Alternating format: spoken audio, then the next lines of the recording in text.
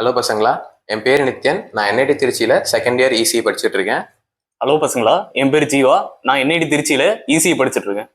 So இன்னைக்கு நம்மளோட வீடியோவில் என்ன பார்க்க போறோம்னா, ஜேஇ 2026க்கு இன்னும் இருக்கக்கூடிய 4 மாசத்துல எப்படி ப்ரிப்பேர் பண்ணா நம்ம 95+% ஸ்கோர் பண்ணலாம் அப்படிங்கிறத பத்தி பார்க்க போறோம். ஸோ அதுக்கு முன்னாடி நீங்களும் நம்ம சேனல் சப்ஸ்கிரைப் பண்ணலைன்னா மறக்காம சப்ஸ்கிரைப் பண்ணிருங்க. கூடவே அந்த பெல் ஐக்கானி பிரஸ் பண்ணிக்கோங்க. Let's get into the video.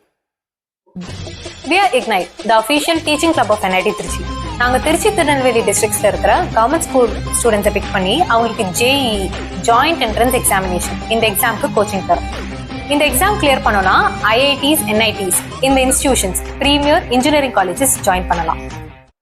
இது வரைக்கும் உங்களுடைய ப்ரிப்பரேஷன் ஃபேஸில் நீங்கள் படித்த சாப்டர்ஸை இந்த 4 கேட்டகரிஸில் பிரிக்கலாம்.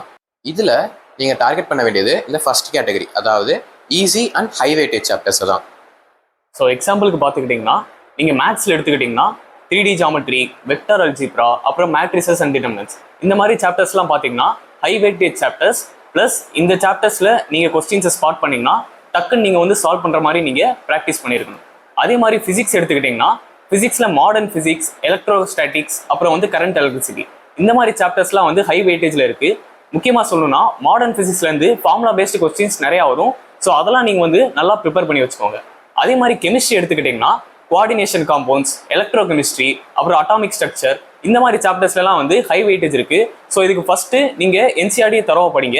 அதுக்கடுத்து பிவிக்யூஸ் வந்து முக்கியமா நியூமெரிக்கல் சம்ஸ்லாம் நிறைய வந்து சால்வ் பண்ணி பாருங்க.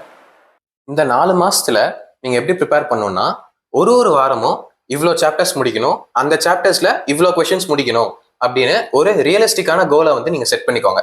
அப்புறம் அந்த கோலுக்கு ஏற்ற மாதிரி நீங்க ஒர்க் பண்ணுங்க. இப்போ இந்த கோல் நீங்க ஒர்க் பண்ணிட்டு இருக்கும்போது ஃபர்ஸ்ட் தியரி அண்ட் ஃபார்முலாஸ் எல்லாத்தையும் டக்குன்னு படிச்சு முடிச்சுட்டு கொஸ்டின் சால்வ் பண்ண ஆரம்பிச்சிருங்க. ஏன்னா கொஸ்டின்ஸ் தான் உங்களுக்கு கடைசியில கை கொடுக்கும். தியரி திருப்பி படிக்கிறனால உங்களுக்கு டைம் தான் வேஸ்ட் ஆகுமே தவிர உங்களுக்கு எந்த யூஸும் இருக்காது. இப்படி நீங்க படிச்சு முடிச்சதுக்கு அப்புறமா எவ்ரி வீக் நீங்க படிச்சதுல ஒரு மார்க் டெஸ்ட் கொடுத்துருங்க. ஸோ மார்க் டெஸ்ட் எழுதுனது மட்டும் இல்லாம உங்களோட ஸ்ட்ரென்த் அண்ட் வீக்னஸை நீங்க மறக்காம வந்து அனலைஸ் பண்ணுங்க. அதுக்கு எஃபிஷியன்ட் மெத்தட் என்னன்னு பாத்தீங்கன்னா, நீங்க மறக்காம எரர் நோட்ஸ் வந்து மெயின்டைன் பண்ணுங்க. அந்த எரர் நோட்ஸ்ல நீங்க தப்பா பண்ண கொஸ்டின், அது மட்டும் இல்லாம சில்லி மிஸ்டேக் எல்லாத்தையும் நீங்க நோட் பண்ணுங்க. அப்புறம் நீங்க சில கொஸ்டினுக்கு உங்களுக்கு அந்த கான்செப்டே கூட தெரியாம இருக்கலாம். அந்த மாதிரி கொஸ்டினுக்கு நீங்க அந்த கான்செப்ட்ஸை ப்ராப்பரா வந்து ரிவைஸ் பண்ணுங்க. ரிவைஸ் பண்ணிட்டு அந்த கொஸ்டின்ஸை நீங்க மறுபடியும் வந்து ட்ரை பண்ணி பாருங்க. ட்ரை பண்ணி பார்த்து அந்த நோட்டை நீங்க ஃபைனல் எக்ஸாம் வரைக்கும் மெயின்டைன் பண்ணிட்டே வாங்க. டெய்லி நீங்க தப்பான எல்லா கொஸ்டின்ஸையும் அதுல நோட் பண்ணுங்க. அப்படி நோட் பண்ற எல்லா கொஸ்டின்ஸையும் நீங்க ப்ராப்பரா ரிவைஸ் பண்ணிட்டே வாங்க. அதே மாதிரி நீங்க படிக்கும்போது ஷார்ட் நோட்ஸ் நீங்க மறக்காம மெயின்டைன் பண்ணுங்க. அதாவது உங்களோட ஃபார்முலாஸ், முக்கியமான ஃபார்முலாஸ் எல்லாத்தையும் நீங்க சீட் ஷீட் மாதிரி நீங்க வந்து ரெடி பண்ணி வச்சுக்கோங்க. முக்கியமா சொல்லணும்னா உங்களோட கெமிஸ்ட்ரியில இன்ஆர்கானிக் எடுத்துக்கோங்களேன்.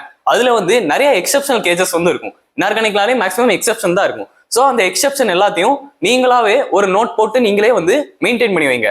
அதை தினம் நீங்க தூங்குறதுக்கு முன்னாடி மறக்காம வந்து ரிவைஸ் பண்ணிட்டே வாங்க. அதை நீங்க உங்களுக்கு எக்ஸாம்ல போய் நீங்க ப்ராப்பரா ஆன்சர் பண்றதுக்கு உங்களுக்கு ரொம்ப ஹெல்ப்ஃபுல்லா இருக்கும். முக்கியமா நீங்க இன்ஆர்கானிக் கொஸ்டின்லாம் முதல்ல நீங்க வந்து சால்வ் பண்ணி முடிச்சிட்டீங்கன்னா உங்களுக்கு கான்ஃபிடன்ஸ் நல்லாவே வந்து பூஸ்ட் ஆகும். இப்படி நீங்க மார்க் டெஸ்ட் எழுதும் போது பேப்பர் அட்டன் பண்றதை டிஃப்ரெண்ட் ஆர்டர்ல ட்ரை பண்ணி பாருங்க. கெமிஸ்ட்ரி, அதுக்கப்புறம் பிசிக்ஸ், அதுக்கப்புறம் மேக்ஸ், இல்லைனா பிசிக்ஸ் அப்புறம் கெமிஸ்ட்ரி அப்புறம் மேக்ஸ், இந்த மாதிரி டிஃப்ரெண்ட் ஆர்டர்ஸ் எக்ஸ்பெரிமெண்ட் பண்ணி பார்க்கும்போது உங்களுக்கு எது பெஸ்டா ஒர்க் ஆகுது, எது இனிஷியலா அட்டன் பண்ணா உங்களுக்கு நிறைய கான்ஃபிடன்ஸ் வந்து உங்களோட பேப்பரை இன்னும் பெட்டரா அட்டன் பண்ண முடியுது அப்படின்னு சொல்லி நீங்க மார்க் டெஸ்ட் எழுதுறத எக்ஸ்பெரிமெண்ட் பண்ண உங்களுக்கு தெரியும். அந்த ஆர்டரை ஃபிக்ஸ் பண்ணிட்டு அதே ஆர்டர்ல உங்களுடைய ஃபைனல் எக்ஸாமை கொடுங்க. ஸோ தட் உங்களோட ஃபைனல் எக்ஸாம்லயும் உங்களோட கான்ஃபிடன்ஸ் ஹையா இருக்கும், நீங்க இன்னும் பெட்டரா பெர்ஃபார்ம் பண்ண முடியும். இப்போ ஒரு சப்ஜெக்ட்டுக்கும் எவ்வளவு டைமிங் ஒதுக்கணும் அப்படின்னு பாத்தீங்கன்னா, கெமிஸ்ட்ரிக்கு அரௌண்ட் ஒரு 40 to 45 மினிட்ஸ்ல அட்டன் பண்றது ஐடியலா இருக்கும். அதுவே பிசிக்ஸ் எடுத்துக்கிட்டோம்னா 1 hour பிசிக்ஸ்க்கு கொடுக்கலாம். மீதி இருக்க டைம் எல்லாமே நீங்க மேக்ஸ்க்கு ஸ்பெண்ட் பண்ணுங்க. பேப்பர் எழுதும் போது முக்கியமா நீங்க ஞாபகம் வச்சுக்க வேண்டிய விஷயம் என்னன்னா, ஒரு ஈஸி கொஸ்டின் கரெக்டா எழுதினாலும் +4 மார்க்ஸ் தான், ஒரு கஷ்டமான கொஸ்டின் கரெக்டா எழுதினாலும் +4 மார்க்ஸ் தான். ஸோ ஒரு கஷ்டமான கொஸ்டின் சால்வ் பண்ணி வரல அப்படிங்கிற பட்சத்துல அதுலயே உட்காந்துட்டு இருக்காம ஒரு ஈஸியான கொஸ்டினை பிக் பண்ணி அதை சால்வ் பண்ண ட்ரை பண்ணுங்க. இந்த மாதிரி பேப்பர்ல நீங்க ஓவராலா அரௌண்ட் ஒரு 35 கொஸ்டின்ஸ் கரெக்டா எழுதினீங்கன்னா கண்டிப்பா உங்களுக்கு 95+% அச்சீவ் பண்ண முடியும். ஸோ இந்த ஜேஇ எக்ஸாம்ல ரொம்ப இம்பார்ட்டன்டான விஷயம் என்னன்னு பாத்தீங்கன்னா நெகட்டிவ் மார்க்கிங். எக்ஸாம்பிளுக்கு நீங்க 40 கொஸ்டின் அட்டன் பண்றீங்கன்னு வச்சுக்கலாம். அதுல நீங்க 30 கொஸ்டின் தான் கரெக்டா பண்ணிருக்கீங்கன்னா உங்களுக்கு 30 கொஸ்டினுக்கு மட்டும்தான் பாசிட்டிவ் மார்க் வந்து கிடைக்கும். நீங்க 10 கொஸ்டின் தப்பா பண்ணீங்கன்னா உங்களுக்கு அந்த 10 கொஸ்டினுக்கு கிடைக்க வேண்டிய மார்க்கும் கிடைக்காது, பிளஸ் அதோட சேர்த்து -1 மார்க்கும் ஒவ்வொரு கொஸ்டினுக்கு வந்து கிடைக்கும். ஸோ நீங்க 160 மார்க் வாங்க வேண்டிய இடத்துல 110 மார்க் தான் வாங்குவீங்க. ஸோ உங்களுக்கு 50 மார்க் வந்து இங்க வந்து கேப் ஆகுது. ஸோ நீங்க -1 மார்க் தான் நினைச்சு நீங்க சின்ன சின்ன கெஸ்ட்லயோ இல்ல ஷோரா தெரியாத கொஸ்டினையும் நீங்க வந்து அட்டன் பண்ணும்போது உங்களோட ரேங்க்ல பெரிய டிஃபரன்ஸ் வந்து ஏற்பட வாய்ப்பு இருக்கு. இப்போ ஜேஇ மெயின்ஸ்ல 2 அட்டெம்ப்ட் இருக்குன்னு சொல்லி உங்க எல்லாத்துக்கும் தெரிஞ்சிருக்கும். பட் ஜென்ரலா ஃபர்ஸ்ட் அட்டெம்ப்ட்ல தான் உங்களுடைய காம்படிஷன் கம்மியா இருக்கும். ஸோ அந்த ஃபர்ஸ்ட் அட்டெம்ப்ட்லயே நீங்க 95% ஸ்கோர் பண்றதுக்கு அதிகமான சான்ஸ் இருக்கனால உங்களுடைய ஃபர்ஸ்ட் அட்டெம்ப்ட் தான் ஒரே அட்டெம்ப்ட் அப்படின்னு நினைச்சு உங்களுடைய 100% கொடுங்க. கண்டிப்பா உங்களால் 95% வாங்க முடியும். இந்த மாதிரி ஒரு சப்ஜெக்ட்க்கும் 95+% வாங்குறதுக்கான ஸ்ட்ராட்டஜிஸ் அண்ட் டிப்ஸ் பத்தின டீடைல் வீடியோ எங்க யூடியூப் சேனல்ல போட்டிருக்கோம். அதை செக் பண்ணி பாருங்க.